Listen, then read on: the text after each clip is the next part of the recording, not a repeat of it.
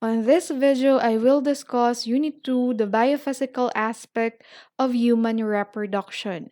Before we discuss the topics in childbearing, you must first fully understand the anatomy and physiology of reproductive system, hormonal control and sexual development, menstruation, as well as basic knowledge in sexual health. This will serve as your foundation in studying the concept of pregnancy. If you master the topic discussed in this unit, it would be easier for you to follow the flow of ideas on Unit 3.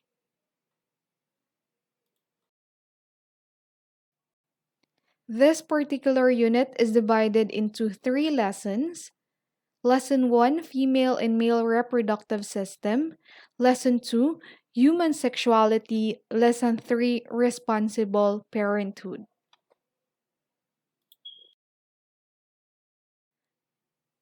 For the objectives and competencies, upon completion of this unit, you are expected to identify the parts of the female and male reproductive system and explain its function. Explain the process of menstruation and identify three nursing diagnoses that are applicable to the given scenario.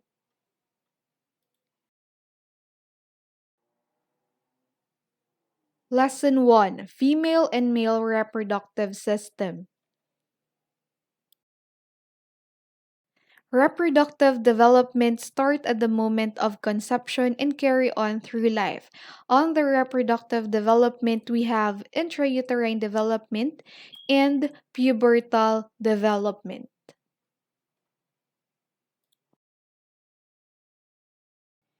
Intrauterine development. Sex assigned at birth is generally determined at the moment of conception by chromosome information carried by the sperm that joins with the ovum to create a new life. Okay? Ang ibig sabihin lang nito, the moment of conception na nag-join si sperm cell kay ovum, malalaman na natin kaagad kung magiging babae ba o lalaki ang isang tao. Paano? Depende po iyon sa chromosome na kinikerry, dinadala ni sperm na nag-join kay ovum. Okay? And also, a gonad is a body organ that produces the cells necessary for reproduction. Ang gonad ng female is the ovary dahil doon na-produce ang egg cell. Ang gonad ng lalaki ay testis dahil doon na-produce ang sperm cells. During week 5 of the intrauterine life, the tissue that will become ovaries and testes have already formed, the mesonephric or Wolffian and the paramesonephric Mullerian or Mullerian ducts. During week 7 or 8, in chromosomal male, this early gonadal tissue begins formation of testosterone. Okay, tandaan, pag merong testosterone, si mesonephric duct magdi-develop into male reproductive organs at si paramesonephric duct mawawala na. Okay, paano naman kung walang testosterone by week 10? Ang mangyayari, ang magiging dominant ay si paramesonephric duct na magiging female reproductive organs. And during week 12 of the intrauterine life, external genitals will begin to develop.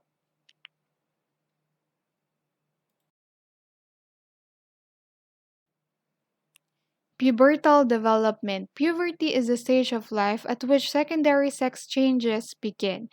Okay? Ang secondary sex characteristic for female are growth spurt, increase in transverse diameter of the pelvis, breast development, growth of pubic hair, onset of menstruation, growth of axillary hair, and para naman sa lalaki, ito ay increase in weight, growth of testes, growth of face, axillary and pubic hair, voice changes, pineal growth, increase in height, and spermatogenesis or the production of sperm.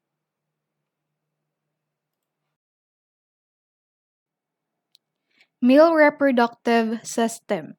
The male reproductive system consists of organs responsible in producing, transferring, and introducing mature sperm to female reproductive tract for fertilization. Remember, the study of male reproductive organs is called andrology.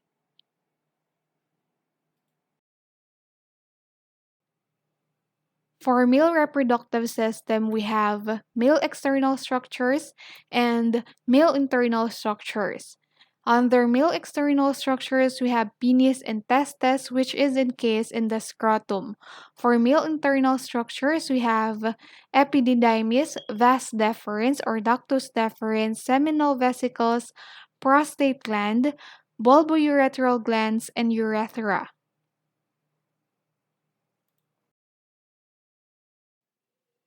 Male external structures.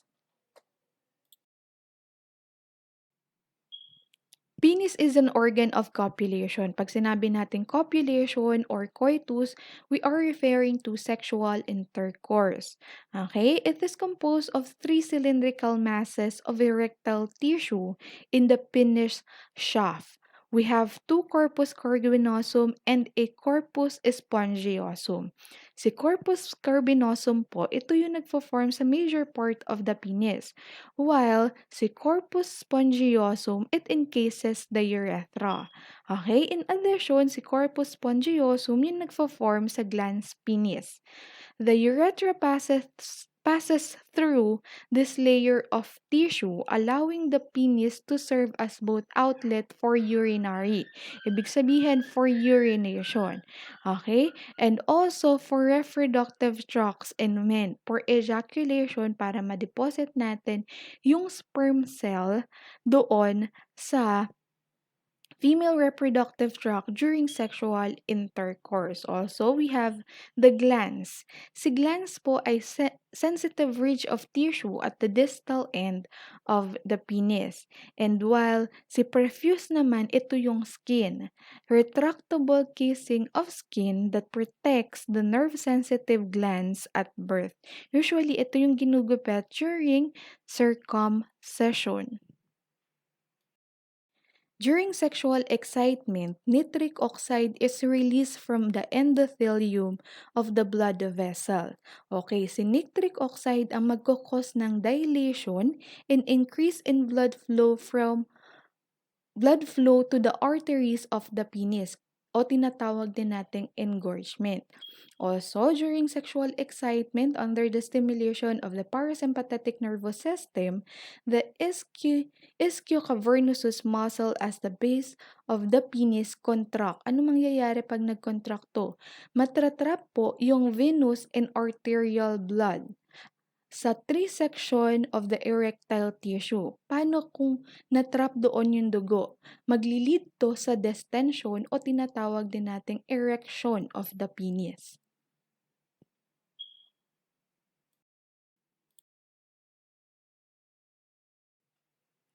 Testes. It is a two ovoid glands 2 to 3 centimeter wide that rest in the scrotum. Ibig sabihin, nasa loob siya ng scrotum. Each testis is encased by a protective wide fibrous capsule and is composed of a number of lobules. Okay, doon sa lobules, meron tayong interstitial cells or Leydig cells and seminiferous tubule. Okay, tandaan, si interstitial cells or si Leydig cells ang nagpre-produce ng testosterone, while si seminiferous tubule ang nagpre-produce ng spermatozoa. Spermatozoa development requires temperature lower than that of the internal body. So, ang location ni testis is outside the body or outside the abdominal cavity. Okay? Outside the abdominal cavity, ang temperature po is about 1 degree Fahrenheit lower than the body temperature. Ano naman, it will provide protection for sperm survival. In most males, one testis is slightly larger than the other. Ibig sabihin, hindi pantay. Maaari or hindi magkasukat. Maaari yung isa mas malaki ng konti kesa dun sa kabila. Okay? And is suspended slightly lower than the scrotum than the other. Also, less possibility po ang trauma. Bakit? Kasi si testes, nag-slide lang siya with each other. Okay? During sitting or muscular activity. In the fetus, testes testes first form in the pelvic cavity. Ibig sabihin, nasa loob pa siya. Kailan siya magde-descend? Okay, during late and intrauterine life na about 34 to 38 weeks, papunta sa scrotal sac. Okay? Many male infants born preterm still have undescended testes na kailangan nating i-monitor ng maigi. Bakit? Kasi testes that remain in the pelvic cavity may not produce viable sperm and have a 4 to 7 times increased rate of testicular cancer. Ang tawag sa condition na yun ay cryptorchidism.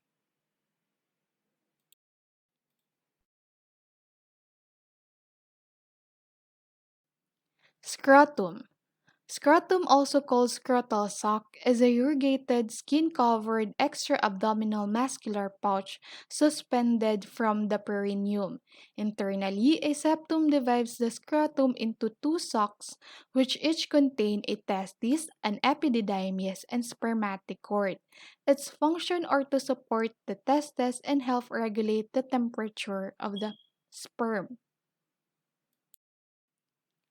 Mahalaga ba ang temperature regulation? Yes, temperature regulation is very important. In this way, the temperature of the testes can remain as even as possible to promote the production and viability of sperm. Ano ba ibig sabihin ng viable? Ano ba ibig sabihin ng viability? It is the ability to survive. Paano po ba yung temperature regulation? Ganito yun. During cold weather, pag malamig po ang panahon, yung scrotal muscle magko-contract. Okay? Magko-contract to bring the testes closer to the body. Pag naman mainit ang panahon o kaya naman may fever ang isang lalaki, yung muscle magre-relax, allowing the testes to fall away from the body. Ano-ano naman yung muscle involved in temperature regulation? Una, si Dartus muscle. Second is the cremaster muscle. Si Dartus muscle is a smooth muscle in the superficial fascia that causes scrotal skin to wrinkle. Okay, si cremaster muscle naman rising from the internal oblique helps to govern temperature by elevating the testes.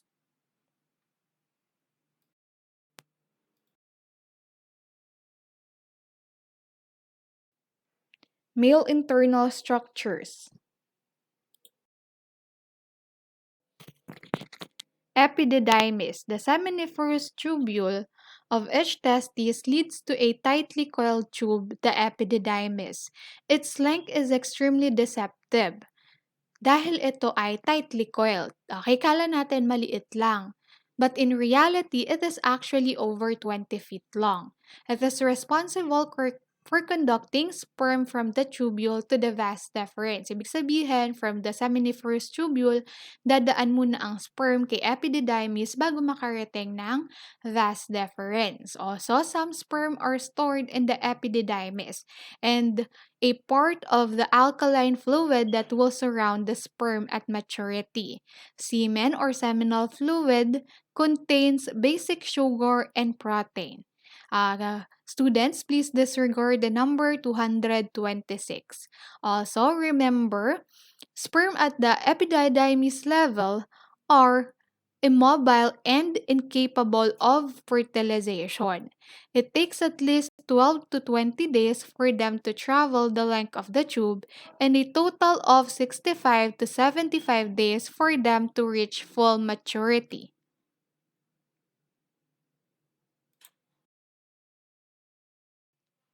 Vas deferens or the ductus deferens. It is a hollow tube surrounded by arteries and veins and protected by a thick fibrous coating.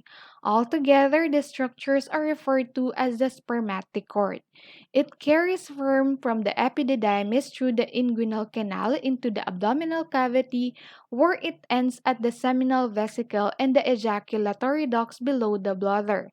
Okay, remember, the sperm complete maturation as they pass through the vas deferens, but the sperm are still not mobile at this point, probably because of the fairly acidic medium of the semen.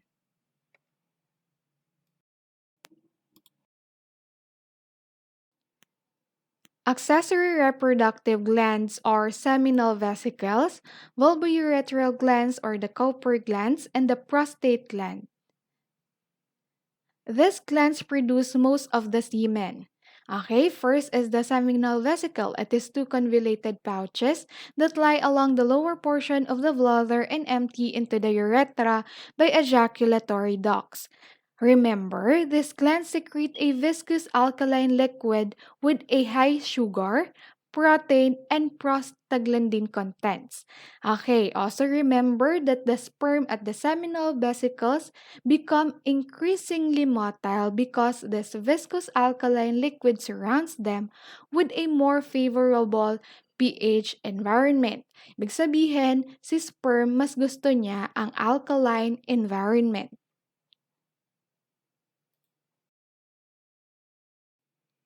Prostate gland.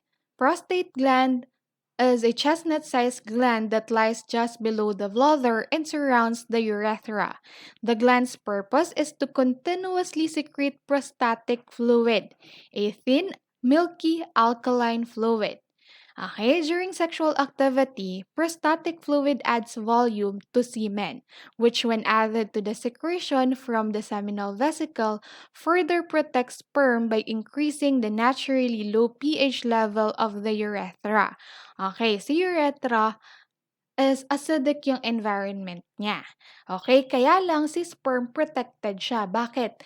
Kasi yung semen na nagsusurround kay sperm are alkaline. Gusto ni sperm ay alkaline environment. Okay? Therefore, improves the odds of conception by neutralizing the acidity of man's urethra and the woman's vagina. In addition, prostatic fluid enhances sperm motility.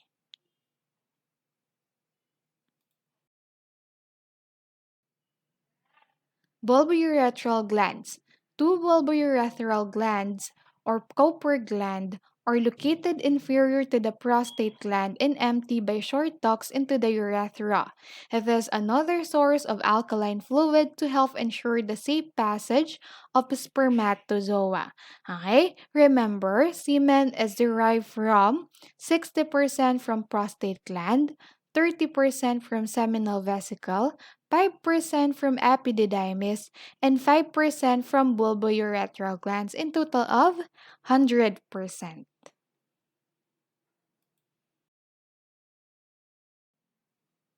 Urethra. It is a hollow tube leading from the base of the bladder to the outside through the shaft and the glands of the penis. It is about 8 inches long or 18 to 20 centimeter long. Okay? Sperm moves from the seminiferous tubules into the epididymis. Kaya lang, only a few number of sperm can be stored in the epididymis. Kaya naman, most of the sperm move into the vas deferens where they are stored until sexual stimulation triggers emission. Ibig sabihin, kung wala pang sexual stimulation, nandoon muna sila kay vas deferens. Okay? Pag namang merong sexual stimulation and after ejaculation, yung sperm can survive for 24 to 72 hours at body temperature. And sperm can survive for up to 4 days in the female reproductive tract.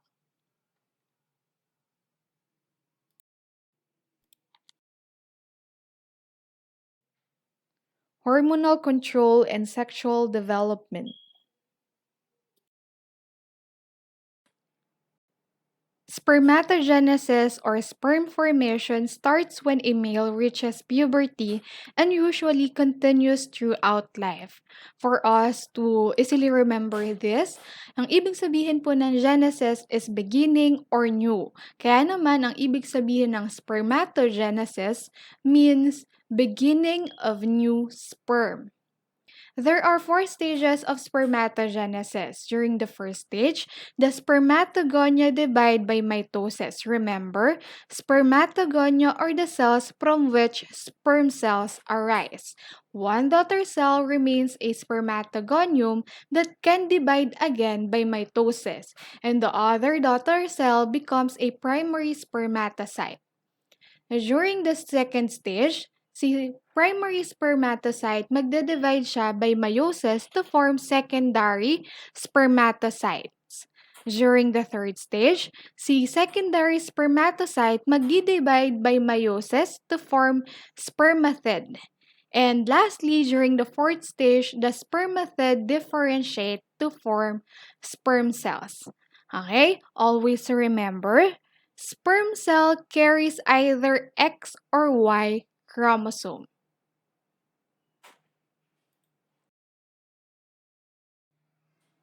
Male hormone control.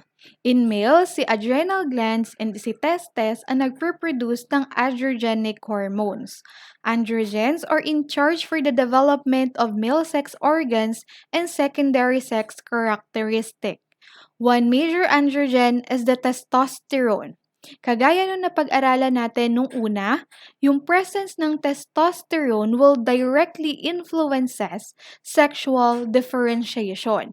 Pag may presence ng testosterone, yung genitalia magde-develop into a penis, scrotum, and testes. Pag walang testosterone, yung genitalia magde-develop into clitoris, vagina, and other female organs. Testosterone secretion starts approximately 2 months after conception when Leydig cells in the male fetus is being stimulated by chorionic gonadotropin from the placenta, and also the testosterone causes the testes to descend late in pregnancy. During early childhood, ang level ng testosterone sa mga kalalakihan ay mababa pa until mag-puberty between ages 12 and 14 years old. The rise in testosterone level influences pubertal changes in the testes, scrotum, penis, prostate, and the seminal vesicle. The appearance of male pubic, axillary, and facial hair, laryngeal enlargement with its accompanying voice change, maturation of spermatozoa, and closure of growth plates and long bones are called adrenarche. After a male achieves full maturity, usually by age 20, sexual and reproductive function remain consistent throughout life. Sa isang lalaki, pag tumanda na siya, usually it takes time para siya ay magkaroon ng erection. Yung erection niya, possible less firm na. And yung ejaculatory volume reduced na. And after ejaculation, it takes time again to regain an erection. Kaya lang tandaan natin, they don't lose the ability to reproduce. Bakit? Ang mga lalaki, yung sexual and reproductive function nila remain consistent throughout life. Please follow the number on our illustration while I am discussing the process of regulation of reproductive hormone secretion in male. Number 1. Si GnRH or si gonadotropin-releasing hormone is from the hypothalamus. Ang target tissue niya is si anterior pituitary. Anong gagawin ni GnRH? Si GnRH, i-stimulate niya si anterior pituitary na mag-secrete ng LH, luteinizing hormone, and mag-secrete ng FSH, follicle stimulating hormone. Number 2. Si LH or si luteinizing hormone is from the anterior pituitary. Ang target tissue niya ay interstitial cells of the testes.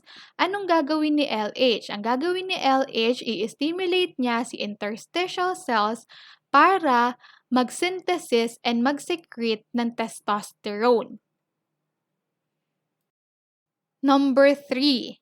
Si FSH is from the anterior pituitary. Ang target tissue niya is the sustentacular cells of the seminiferous tubules. Anong gagawin ni FSH? Ang gagawin niya, isusupport niya yung spermatogenesis and inhibin secretion from the sustentacular cells of the seminiferous tubules. Number 4. Si testosterone is produced by the interstitial cells of the testes. Ang target tissue niya ay testes and body tissue. Anong gagawin ni testosterone? I-influence niya ang development and maintenance of reproductive organs and supports spermatogenesis and causes the development and maintenance of secondary sexual characteristic. Also, meron ding effect si testosterone sa anterior pituitary and hypothalamus. Tinatawag nating negative feedback.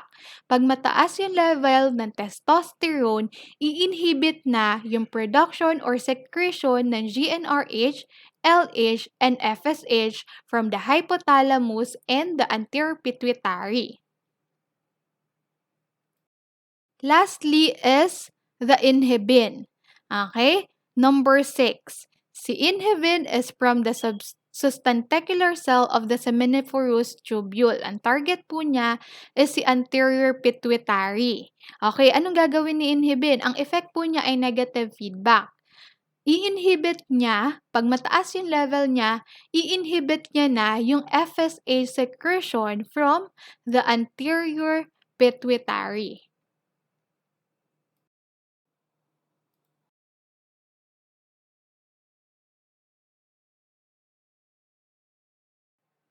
To summarize, the major reproductive hormones in male are the following: gonadotropin-releasing hormone or the GnRH, luteinizing hormone or the LH, follicle-stimulating hormone or FSH, testosterone, and inhibin. Nag-prepare na ako sa inyo sa ating handout ng table para dyan para mas madali nyong maintindihan and ma-memorize. Okay?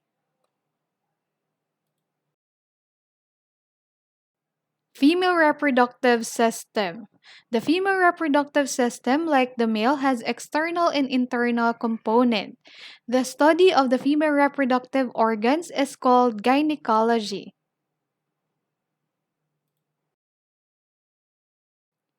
Under female reproductive system, we have female external structures and female internal structures. Under female external structures, we have mons veneris, labia minora, and labia majora. Under female internal structures, we have vagina, uterus, fallopian tube, and the ovaries.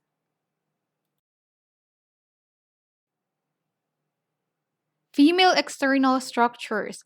The female external structures are termed the vulva, from the Latin word for covering. Mons veneris, also called mons pubis, is a rounded cushion of adipose and connective tissue located over the symphysis pubis, the pubic bone joint. It is covered by a triangular pattern of coarse, curly hair. Its function is to protect the junction of the pubic bone from trauma. Labia majora. The labia majora are two raised folds of adipose and connective tissue fused anteriorly, okay, but separated posteriorly, which are positioned lateral to labia minora. After menarche, the outer surface of the labia is covered with pubic hair.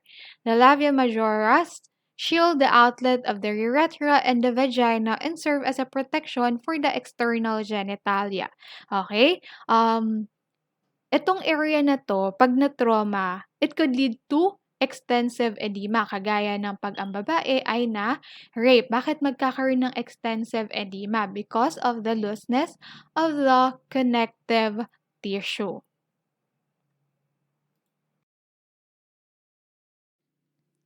Labia minora.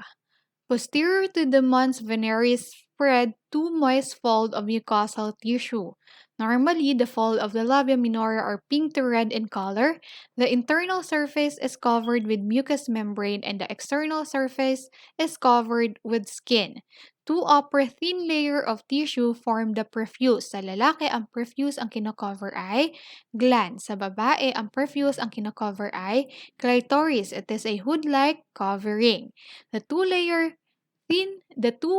lower thin layer of tissue form the frenulum, the posterior portion of the clitoris. The labia minora before menarche are fairly thin. During childbearing age, they become firm and full, and after menopause, they atrophy and again become much smaller. Okay, ano ibig sabihin ng atrophy? To waste away.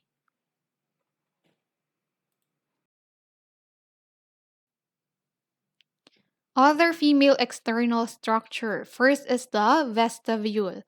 The vestibule is a flattened, smooth oval area inside the labia. The urethra and the vagina both arise from this space. Clitoris. The clitoris is a small, approximately 1 to 2 centimeter, rounded organ of erectile tissue at the forward junction of the labia minora. It is covered by prepuce. Clitoris is sensitive to touch and temperature and considered the center of sexual arousal and orgasm in women. There is a plentiful of arterial blood supply for the clitoris.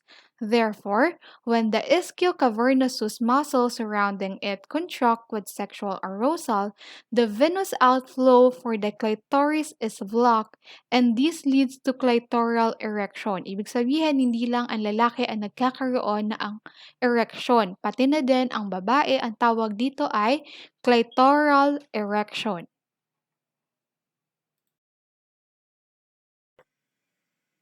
Skin glands, also called paraurethral glands. Bakit siya tinawag na paraurethral glands? Because it is located on each side of the urinary meatus. Their ducts open into the urethra.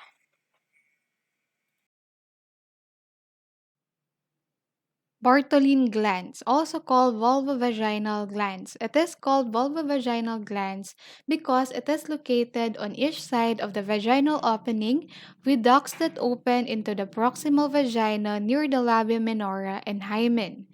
The secretion from the skin gland and the Bartholin glands help to lubricate the external genitalia during coitus, and the alkaline pH of their secretion also helps to improve sperm survival in the vagina. Tatandaan parati natin, ang gustong environment ni sperm ay alkaline environment. Fortier, it is a ridge of tissue formed by the posterior joining of the labia minora and the labia majora. This is the structure that sometimes tears. Natawag din nating laceration o yung napupunit o ginugupit. Tinatawag din nating episiotomy during childbirth to enlarge the vaginal opening. Posterior to the fourchette is the perineal muscle called perineal body.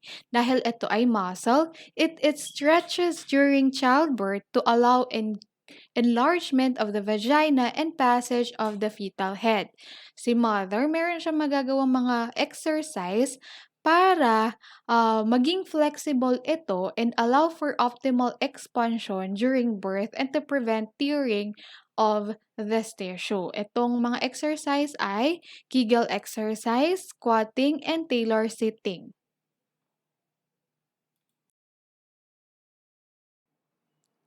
Hymen. It is a tough but elastic semicircle of tissue that covers the opening of the vagina during childhood. Hymen often torn during the first time of sexual intercourse. Kaya lang may mga babae, kahit hindi pa sila nagkakaroon ng first sexual intercourse, nasira na yung hymen. Sa paanong paraan? Pwede gumagamit yung babae ng tampons o kaya naman because of active sports participation. Okay? Pag ba ang hymen nasira na, maibabalik pa? Hindi na. Okay?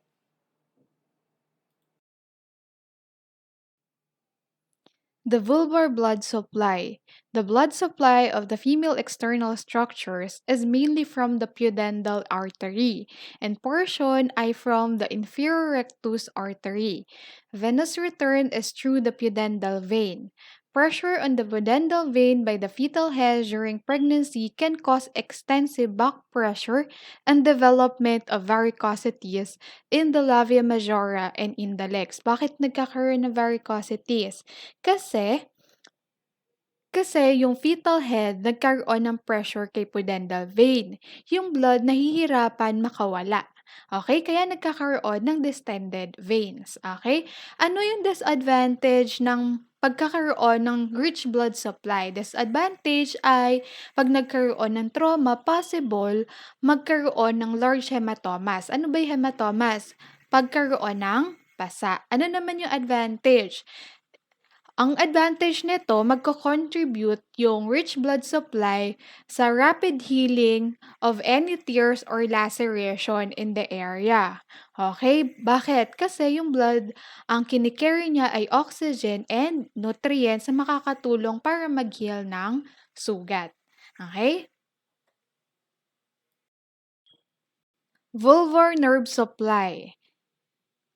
Ang ilioinguinal and genitofemoral nerves or L1 level, iyon yung nagsusupply sa anterior portion of the vulva. And the pudendal nerve S3 level supplies the posterior portion of the vulva and the vagina. Dahil sa rich nerve supply, kaya yung area nagiging extremely sensitive sa touch, pressure, pain, and temperature.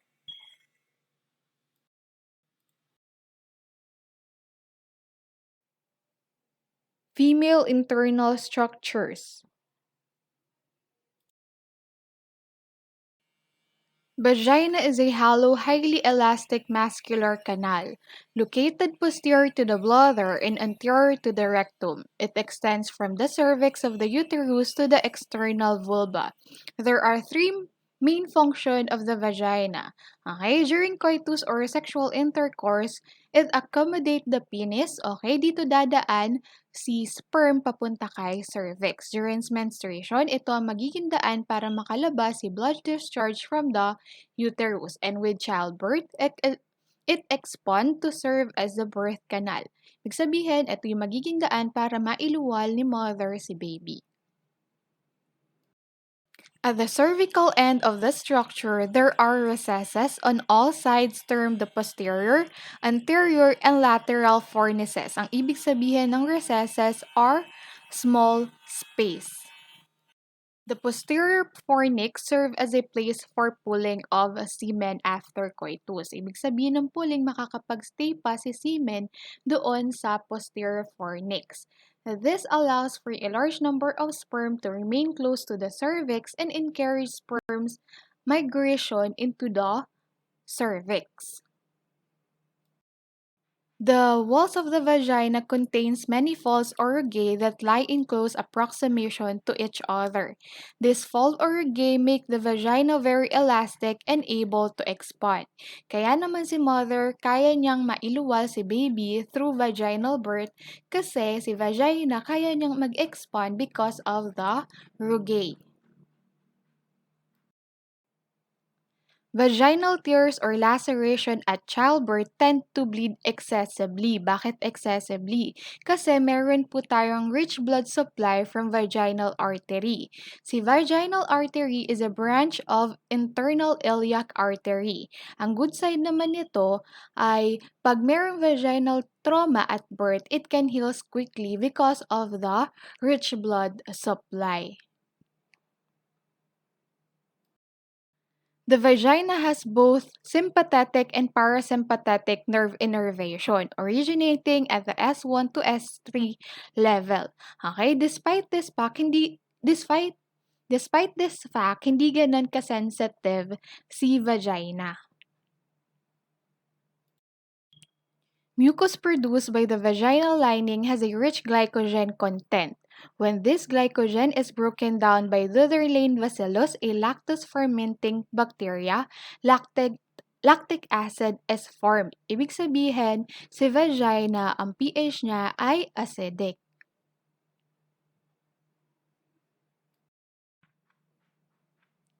The acidic condition of the vagina is deleterious to the growth of pathologic bacteria. Ano ibig sabihin ng deleterious?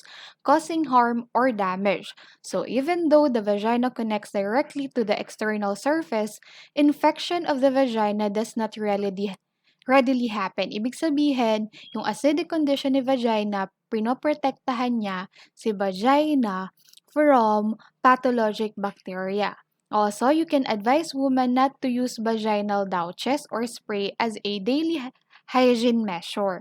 Okay, ano ba ibig sabihin ng douche? Ang douche po ay to wash or soak. Douching means to wash the inside of the vagina. Hindi natin yon ina-advise because doing so clear away this natural acidic medium and this would invite infection.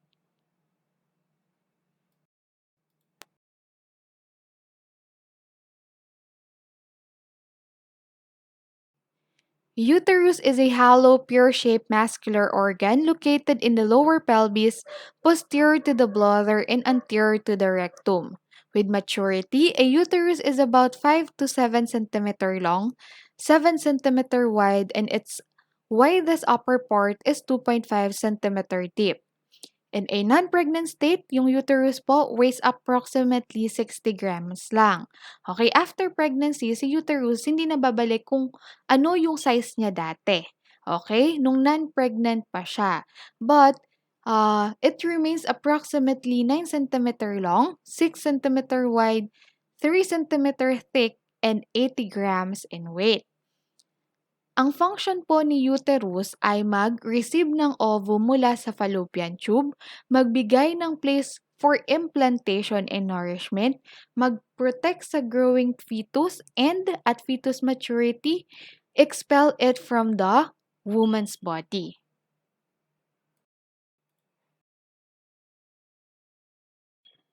The uterus has three divisions: body or corpus, isthmus, and cervix. Unahin na natin si body or corpus. It is the uppermost part and forms the bulk of the organ. Ito yung part na nag-e-expand para ma-accommodate yung growing fetus during pregnancy. Ang tawag naman natin doon sa point of attachment ng fallopian tube at uterus ay fundus. The fundus is the portion that can be palpated abdominally to determine the amount of uterine growth during pregnancy, measure the force of uterine contraction during labor, ibig sabihin yung lakas ng hilab during labor, and assesses the uterus in returning to its non-pregnant state after childbirth. Second is the isthmus. It is a short segment between the body and the cervix. In non-pregnant uterus, it is only 1 to 2 millimeter in length. But during pregnancy, lumalaki din siya to accommodate the growing fetus. Okay? And pag ang babae, mag-undergo siya ng cesarean section or cesarean birth, usually dito ginagawa yung incision. Incision ay yung hiwa. Lastly is the cervix. It is the lowest portion of the uterus. It represents about one-third of the total uterine size and is approximately 2 to 5 centimeter long. Merong parts yung cervix, si cervical canal, si internal cervical os, tsaka si external cervical os. Si cervical canal, ito yung central cavity ng cervix. Si internal cervical os naman, ito yung opening at the canal at the junction of the cervix and the isthmus. Okay, internal, ibig sabihin loob. Pag sinabi naman nating external cervical os, ito yung palabas na, the distal opening to the vagina. Remember, the level of external os is at the level of the ischial spine.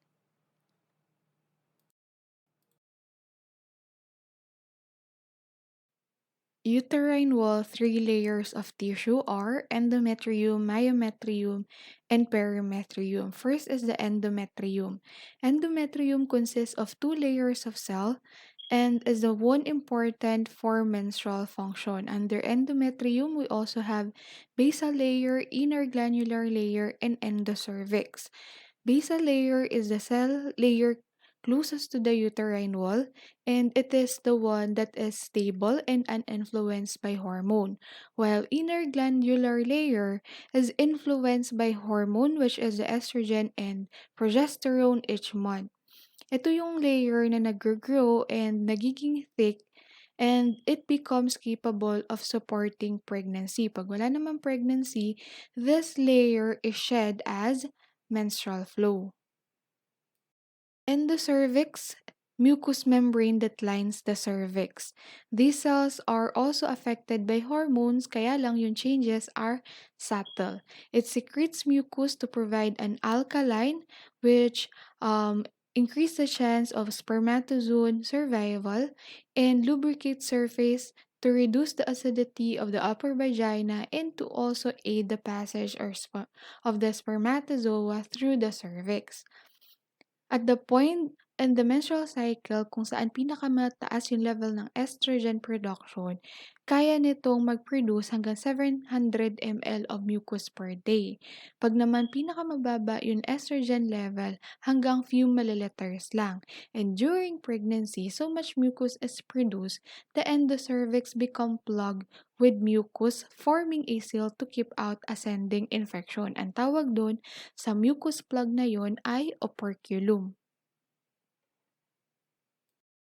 Locating the squamocolumnar junction is important when obtaining a Papa Nicolau smear because this tissue interface is the most dynamic in cellular growth and is often the origin of cervical cancer.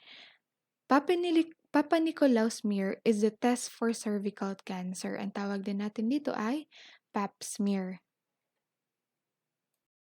Next is the myometrium. The myometrium is a muscle layer of the uterus.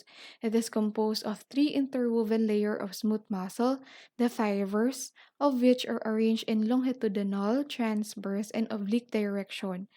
Mahalaga yung intertwining network of fibers kasi iyon yung nagpro-provide ng extreme strength doon sa organ para pag nag-contract yung uterus, at the end of pregnancy, equal pressure is exerted at all points throughout the cavity. So, myometrium constrict at the junction of fallopian tube and the fundus para ma-prevent natin yung regurgitation ng menstrual blood papunta sa fallopian tube. Myometrium also holds the internal cervical os closed, nakasara. Bakit? Para hindi magkaroon ng preterm birth. After childbirth, the interlacing network or fibers is able to constrict the blood coursing through the layers, thereby mape-prevent natin yung blood loss. Lastly is the perimetrium. It is the outermost layer of the uterus. Ang purpose niya ay magbigay ng additional strength at support para sa organ.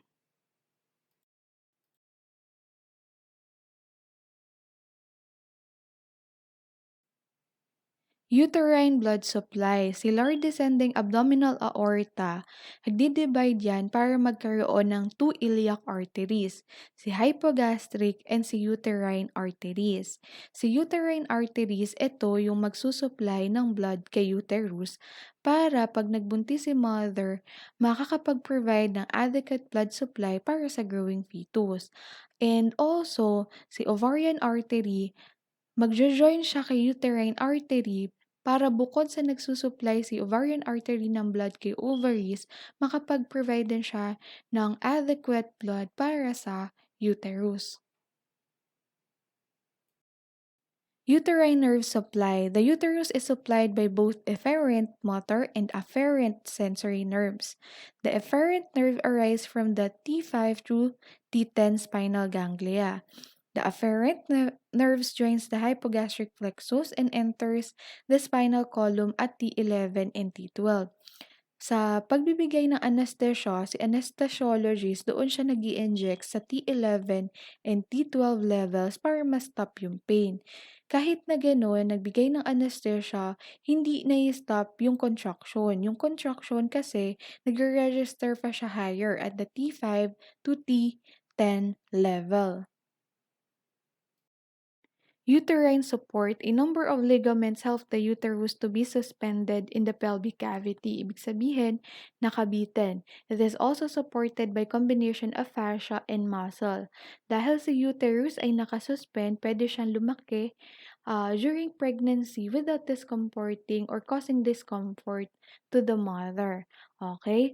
Kaya lang, pag late in pregnancy na, possible ma-overstretch si uterus and hindi na masyadong masuportahan si bladder.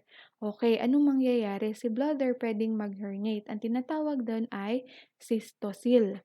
Okay, yung cystocele is the herniation into the anterior vagina of the bladder. It will cause frequent urinary infection. And pag naman rectocele, mangyayari naman yun pag yung rectum nag-pouches into vaginal wall and magkakos ng constipation.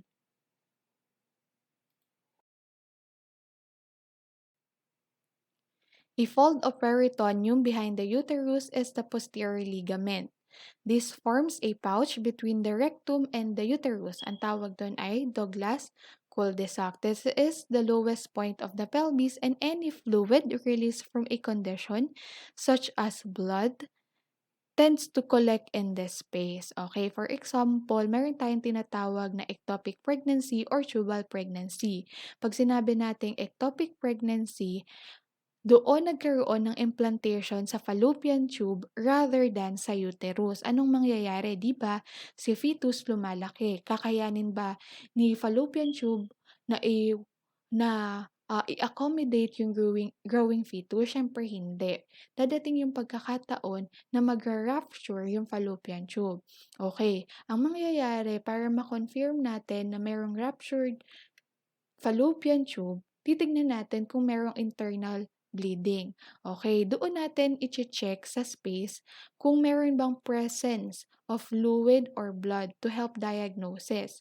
Okay, titignan natin dun sa may Douglas cul-de-sac, meron bang collection of blood. Okay, paano natin malalaman? By inserting coldoscope through the posterior vaginal wall. At tawag doon ay coldoscopy. Pag naman laparoscope, yung i-insert natin through the abdominal wall, ang tawag doon ay laparoscopy.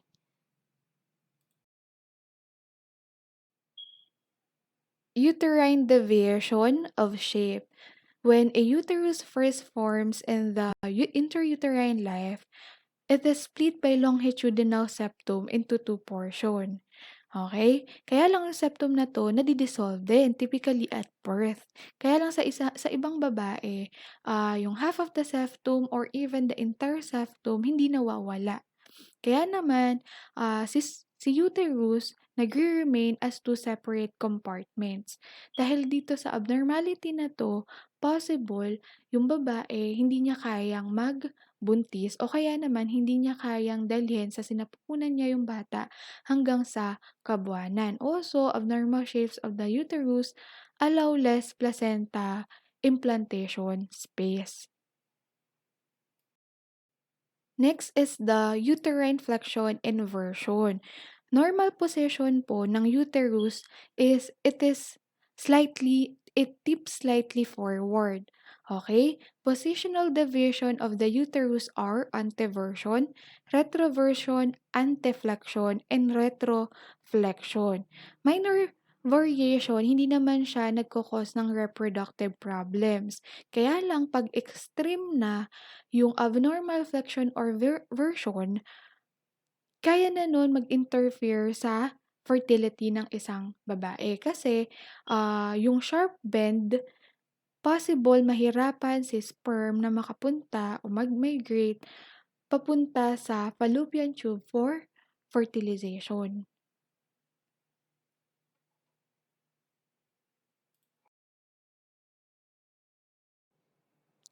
Fallopian tubes are smooth, hollow tunnel that arise from each upper corner of the uterine body and extend outward and backward until each opens at its distal end next to an ovary.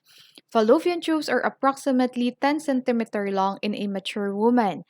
Function po ni fallopian tube ay maging daan para kay ovum makapunta mula sa ovary papuntang uterus kung saan magkakaroon ng implantation.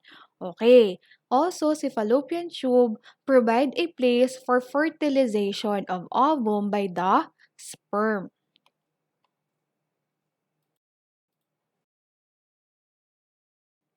There are four parts of the fallopian tube: the interstitial, the isthmus, the ampulla, and the infundibular. First is the interstitial. It is the most proximal portion, about 1 centimeter in length, and its lumen is only 1 millimeter in diameter. Sa interstitial, yung directly connected kay uterus. Second is the isthmus. It is the next distal portion, about 2 centimeter in length, and like the interstitial tube, remains extremely narrow. This is the portion of the fallopian tube that is cut or sealed in tubal ligation or tubal sterilization procedure. Ibig sabihin, kung si patient nalaman mo magpapaligate or magpapatali, dito po nangyayari yon sa isthmus. Ito ay kinakat or sinisil. Next is the ampulla. It is the longest portion of the tube. It is about 5 centimeter in length. And dito po sa ampulla, minimit ni sperm si ovum for fertilization. Lastly is the infundibular. It is the most distal segment of the fallopian tube. It is about 2 centimeter long, funnel-shaped, and covered by fimbriae. Ano ba ang fimbriae? It is a small hairs that help to guide the ovum into the fallopian tube. The lining of the fallopian tube is composed of a mucous membrane, okay, which contains both mucus-secreting and ciliated cells. Yung mucus po na napoproduce dito, nagsaserve siya as source of nourishment for fertilized egg because it contains protein, water, and salt. The muscle layer beneath the mucous lining produce a peristaltic motion. Okay? Ito yung tumutulong para si ovum makapag-travel sa fallopian tube. Also, it is aided by action of the ciliated lining and the mucus, which act as a lubricant.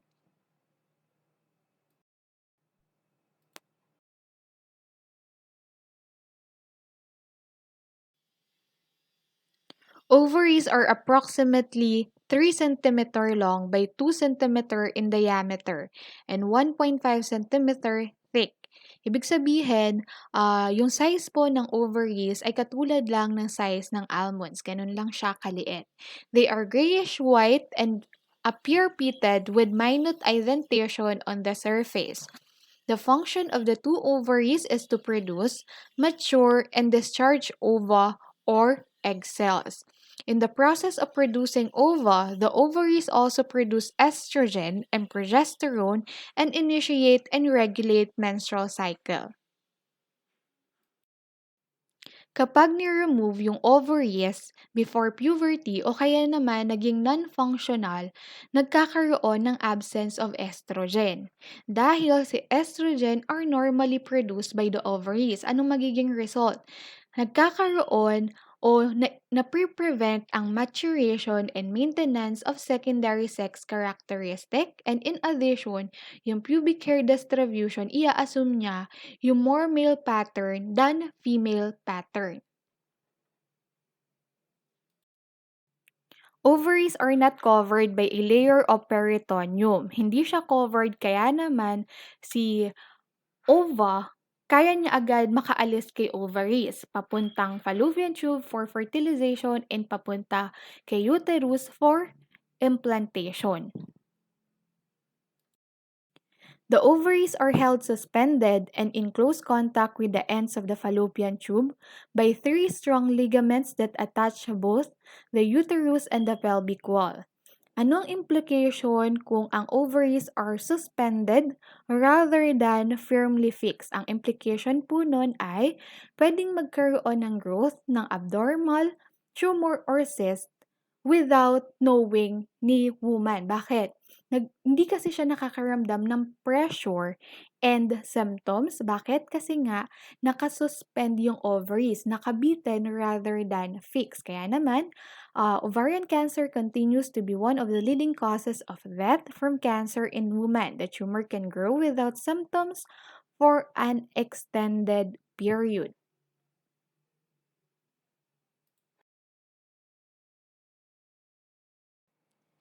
Summary of oocytes and follicle process of maturation. This part, hindi nyo to kailangan i-memorize pero di-discuss ko pa din. Okay? Oogonia give rise to oocytes. Before birth, oogonia multiply by mitosis. During the development of the fetus, many oogonia begin meiosis. Kaya lang mag-stop siya sa prophase 1. And ang tawag na dito ay primary oocytes. They remain in this state until puberty. Before birth, si primary oocytes, meron siyang 46 chromosomes at mapapaligiran ng single layer of granulosa cells creating a primordial follicle. These are present until puberty.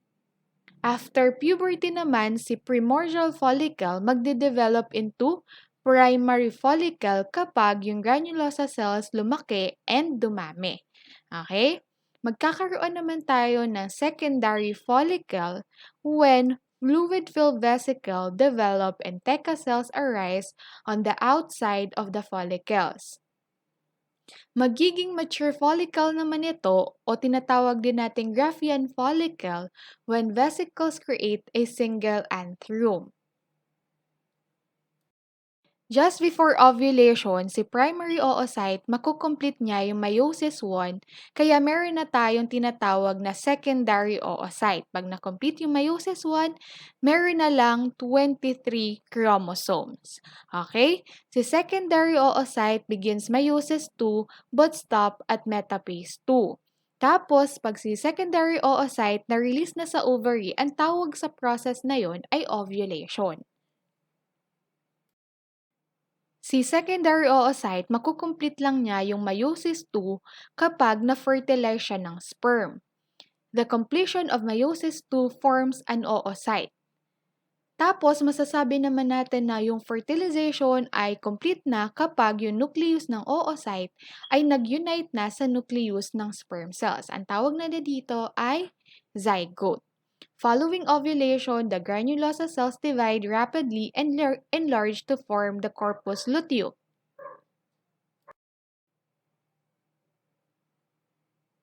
Following ovulation, the granulosa cells divide rapidly and enlarge to form the corpus luteum. Kapag naman walang implantation na nangyari, si corpus luteum magde-degenerate to form a scar na tinatawag nating corpus albicans. In the utero, between 5 and 7 million ova are formed. Kaya lang, most never develop beyond a primitive state and then atrophy. By birth, meron na lang tayong 2 million. By age 7, meron na lang 500,000. By 22 years old, meron na lang 300,000. And by menopause, or the end of fertile period in females, none are left. Wala na. Either nag-mature or nag-atrophied. Okay. Si male, hindi nawawala yung ability to reproduce. Kaya lang sa babae, hindi ganun. Kasi nagkakaroon siya ng menopause.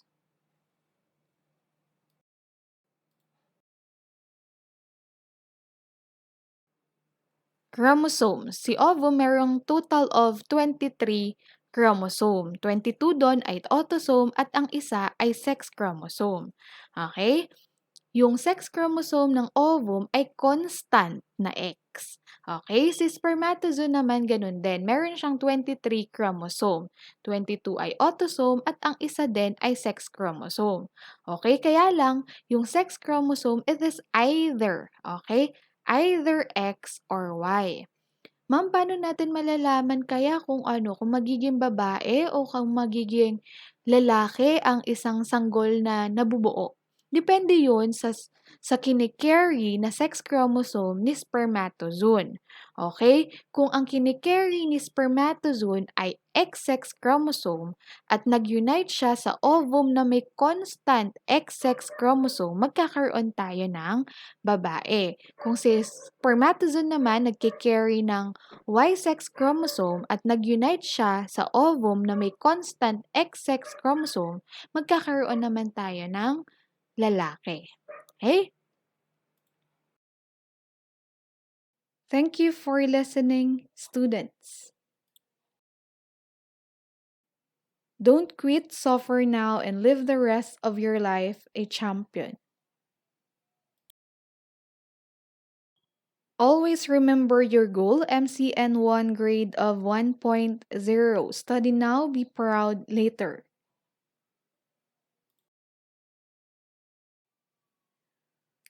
And for the references,